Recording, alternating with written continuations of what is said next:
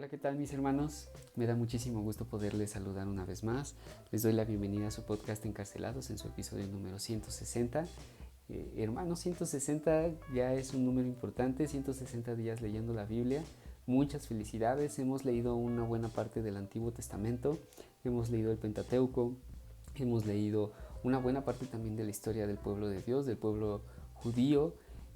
También hemos tenido la oportunidad de leer la historia de Job, que es muy enriquecedora. Y bueno, todo esto ha sido de bendición para mi vida, espero que también para la tuya. El día de hoy estaremos estudiando, leyendo los capítulos, bueno, más bien los salmos del 9 al 17, continuando con la secuencia que tenemos de lectura diaria. El día de ayer Abby comenzó con el libro de Salmos y yo siempre he pensado que el libro de Salmos es un libro muy rico, tanto teológicamente hay tantas cosas que podemos sacar de él para estudiar más a fondo, pero de igual manera tenemos un contenido práctico muy bueno. Hablando por ejemplo de los primeros dos salmos, en el lado teológico, si ustedes leen esta Biblia, esta versión de la Biblia, nueva versión internacional, se pueden dar cuenta que antes de cada cierto número de versículos tenemos una pequeña nota al inicio, Aleph, Gimel, Dalet.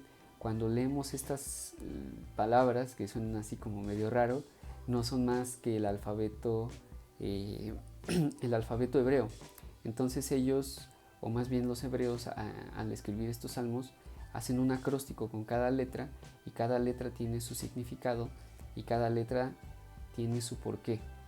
Vuelvo a lo mismo, podría yo aventarme aquí mucho tiempo tratando de explicar cada una de estas letras y el significado que tienen teológicamente hablando, pero es tema de estudio y bueno, si ustedes quieren investigarla ahí un poquito, pues adelante, porque es muy bueno saberlo.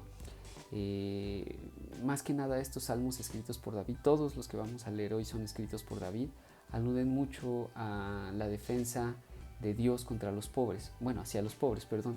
El Señor defiende a los pobres, el Señor los considera, el Señor escucha sus oraciones, a los oprimidos. Vamos a leer mucho de eso en estos salmos. Vamos a leer también un clamor de David en cada uno de estos salmos.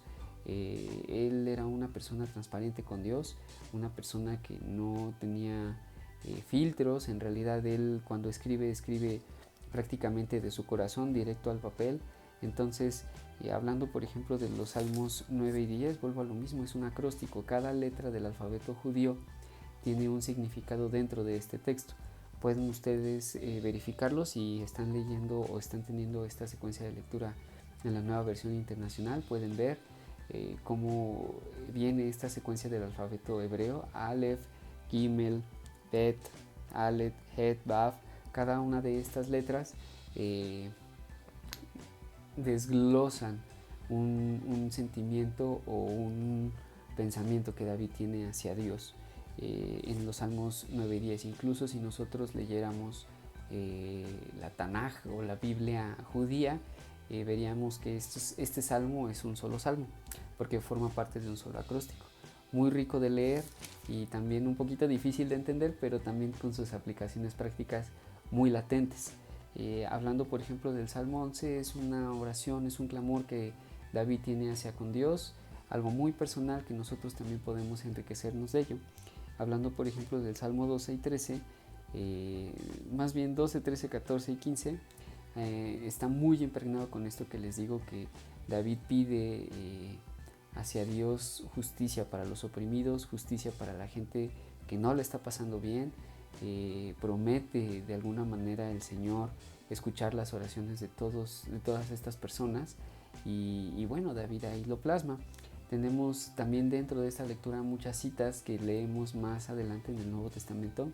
Una de ellas, cuando podemos leer que todos nosotros hemos fallado, que todos nosotros de entrada pues no buscamos a Dios como deberíamos, que tenemos ahí una situación un poco complicada, ¿no?, en cuanto a nuestra relación espiritual cuando no conocemos de Cristo, que tenemos esa tendencia a hacer lo malo. Dice un versículo por ahí en estos salmos, que nadie busca a Dios de manera verdadera, que nadie busca a Dios de corazón, y que por el contrario pues todos se han desviado, que todos han agarrado un camino que a Dios no le agrada. Sin embargo, David aquí no nada más nos condena, sino que también nos da una esperanza.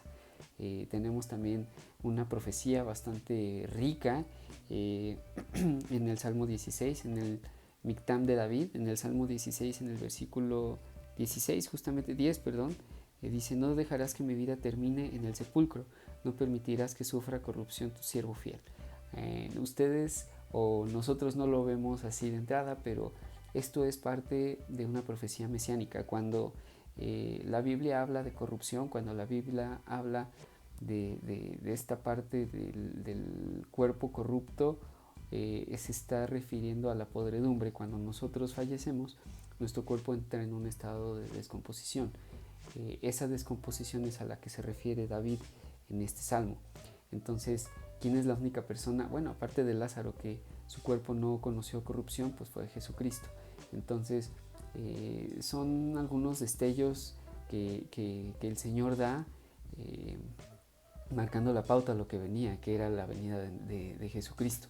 Entonces, hermanos, los animo a que lean estos salmos con una mente un poquito más abierta, con un poquito más de hambre a interpretar lo que hay, porque de verdad hay contenido muy fuerte. Vuelvo a lo mismo, tanto teológicamente hablando como prácticamente hablando. Podemos rescatar el corazón de David que tiene hacia los oprimidos, el corazón de David que tiene hacia la gente que no le está pasando bien, y cómo Dios sí responde las oraciones de todas estas personas, cómo Dios sí responde el clamor de esta gente. Entonces, mis hermanos, pues es todo. Les mando un fuerte abrazo y espero que se encuentren muy bien. Les animo a que sigamos con esta lectura y bueno, hasta luego.